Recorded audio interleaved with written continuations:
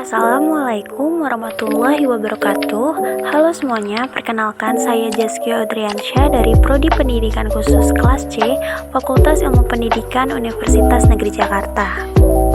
Pada video kali ini, saya akan membahas seputar anak dengan keberbakatan. Video ini saya buat untuk memenuhi tugas akhir mata kuliah Pendidikan Anak dengan Keberbakatan. Sebelum masuk ke inti pembahasan, saya akan memberitahu apa saja bahasan materi yang akan saya bahas pada video kali ini. Yang pertama ada definisi anak berbakat, yang kedua ada karakteristik anak berbakat, yang ketiga ada klasifikasi anak berbakat, yang keempat ada hambatan yang dialami oleh anak berbakat, yang kelima ada alasan diperlukannya pendidikan khusus bagi anak berbakat, dan yang terakhir ada asesmen anak berbakat. Pada pembahasan yang pertama, kita akan membahas apa sih itu anak berbakat. Anak berbakat adalah mereka yang diidentifikasikan oleh ahli atau profesional bahwa ia memiliki kemampuan yang menonjol dan prestasi yang tinggi, serta membutuhkan pelayanan dan pendidikan khusus yang terdiferensiasikan agar dapat merealisasikan kemampuannya. Lalu, Crick dan Gallagher menyatakan bahwa gifted atau anak berbakat adalah mereka yang memiliki intelijensi di atas 130. Talented mereka yang memiliki keunggulan di bidang khusus seperti musik, melukis, olahraga, seni, kepemimpinan, dan lain-lain. Dari semua definisi atau pengertian menurut ahli tadi, dapat disimpulkan bahwa anak berbakat adalah mereka yang memiliki keunggulan dalam bidang-bidang tertentu yang melebihi pengetahuan anak pada umumnya. Namun, keunggulan tersebut bisa saja menjadi permasalahan di dalam diri mereka sendiri jika tidak mendapatkan pelayanan atau pendidikan yang khusus. Pembahasan selanjutnya adalah klasifikasi anak berbakat. Anak yang mempunyai kecerdasan di atas rata-rata dapat diklasifikasikan menjadi 3 kelompok, yaitu superior, gifted, dan genius. Ketiga kelompok anak tersebut memiliki ranking ketinggian IQ yang berbeda-beda. Klasifikasi yang pertama adalah anak jenius. Anak jenius merupakan anak yang luar biasa cerdasnya, sehingga dapat menciptakan sesuatu yang sangat tinggi nilainya. IQ-nya ini berada di sekitar 140-200.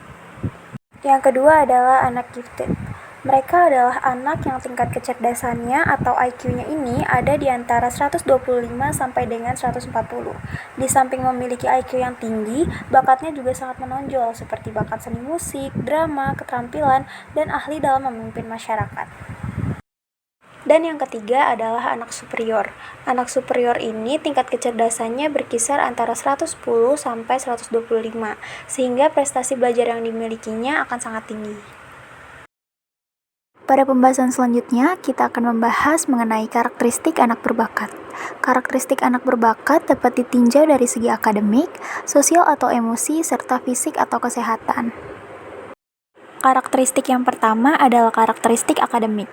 Seperti yang dikutip oleh Zainal Alimin pada tahun 1996, ia mengidentifikasikan karakteristik keberbakatan akademik adalah memiliki ketekunan dan rasa ingin tahu yang besar, lalu kerajinan membaca, serta menikmati sekolah dan belajar.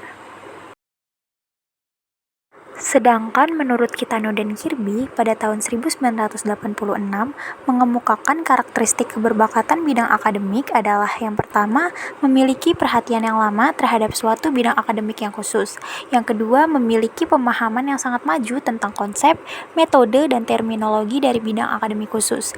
Yang ketiga, mampu mengaplikasikan berbagai konsep dari bidang akademik khusus yang dipelajari pada aktivitas-aktivitas bidang lain.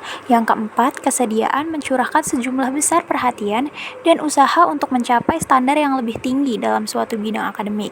Yang kelima, memiliki sifat kompetitif yang tinggi dalam suatu bidang akademik dan motivasi yang tinggi untuk berbuat yang terbaik. Dan yang terakhir, belajar dengan cepat dalam suatu bidang akademik yang khusus. Yang kedua ada karakteristik sosial dan emosi.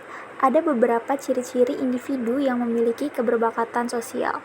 Di antaranya yaitu mereka ini diterima oleh mayoritas dari teman-teman sebaya atau orang dewasa. Yang kedua, mereka suka terlibat dalam berbagai kegiatan sosial dan mereka memberikan sumbangan yang positif serta konstruktif. Dan yang ketiga, kecenderungan dipandang sebagai juru pemisah dalam pertengkaran dan dapat mengambil kebijakan oleh teman-teman sebayanya. Yang keempat, memiliki kepercayaan tentang kesamaan kesetaraan derajat semua orang, dan ia ini memiliki sifat yang jujur. Yang kelima, perilakunya ini tidak defensif, mereka memiliki rasa tenggang. Dan yang keenam, mereka bebas dari tekanan emosi dan mampu mengontrol ekspresi emosionalnya sehingga relevan dengan segala situasi. Yang ketujuh, mereka mampu mempertahankan hubungan abadi dengan teman sebayanya dan orang dewasa. Yang kedelapan, mereka mampu merangsang perilaku produktif bagi orang lain.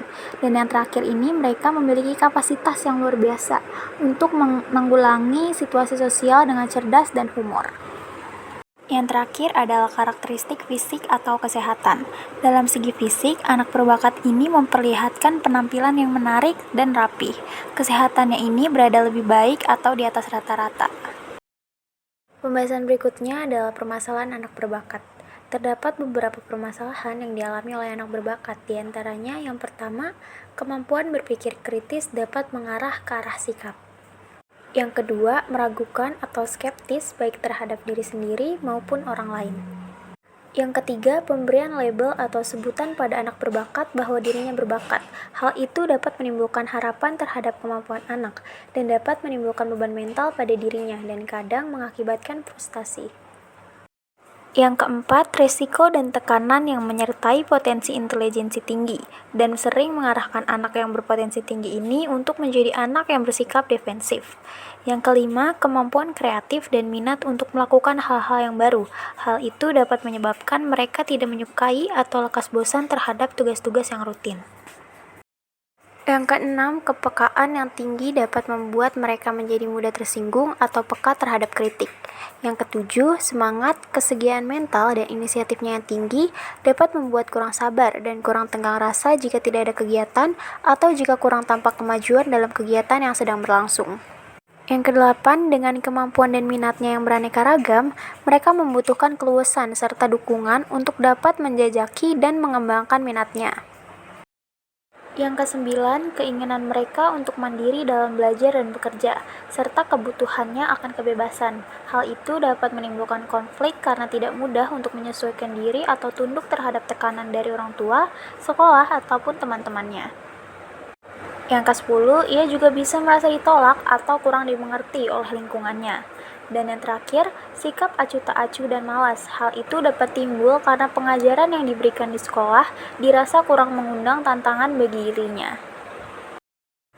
Pembahasan selanjutnya adalah alasan diperlukannya pendidikan khusus untuk anak berbakat. Mengapa anak gifted atau talented person membutuhkan pendidikan yang khusus?